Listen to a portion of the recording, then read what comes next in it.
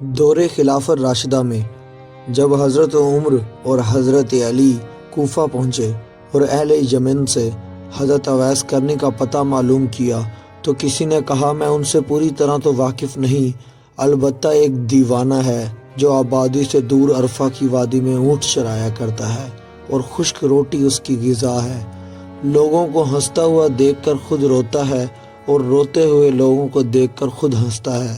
چنانچہ حضرت عمر رضی اللہ عنہ اور حضرت علی رضی اللہ عنہ جب وہاں پہنچے تو دیکھا کہ حضرت اویس نماز میں مشغول ہے اور ملائکہ ان کے اونٹ چرا رہے ہیں۔ فراغت نماز کے بعد جب ان کا نام دریافت کیا تو جواب دیا کہ عبداللہ یعنی اللہ کا بندہ۔ حضرت عمر نے فرمایا کہ اپنا اصلی نام بتائیے۔ آپ نے جواب دیا کہ اویس ہے۔ پھر حضرت عمر نے فرمایا کہ اپنا ہاتھ دکھائیے۔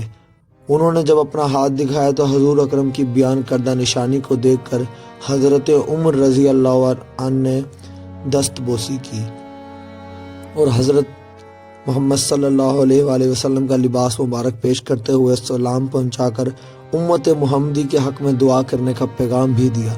یہ سن کر اویس کرنی نے عرض کیا کہ آپ خوب اچھی طرح دیکھ بھال فرما لیں، شاید وہ کوئی دوسرا فرد نہ ہو جس کے متعلق حضور صلی اللہ علیہ وآلہ وسلم نے نشاندہی فرمائی ہے۔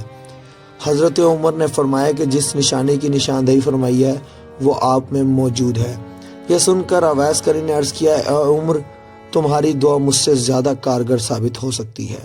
آپ نے فرمایا میں تو دعا کرتا ہی رہتا ہوں، البتہ آپ کو حضور کی وصیت پوری کرنی چاہیے۔ چنانچہ حضرت اویس نے حضور کا لباس مبارک کچھ فاصلے پر لے جا کر اللہ تعالیٰ سے دعا کی کہ یا رب، جب تک تو میری سفارش پر امت محمدی کی مغفرت نہ کر دے گا میں سرکار دو عالم صلی اللہ علیہ وآلہ وسلم کا لباس ہرگز نہیں پہنوں گا، کیونکہ تیرے نبی نے اپنی امت کو میرے حوالے کیا ہے۔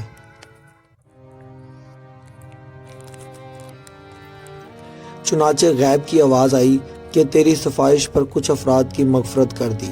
اسی طرح آپ مشغول دعا رہے تھے کہ حضرت عمر اور حضرت علی آپ کے سامنے پہنچ گئے، اور جب آپ نے سوال کیا کہ آپ دونوں حضرات کیوں آ گئے ہیں؟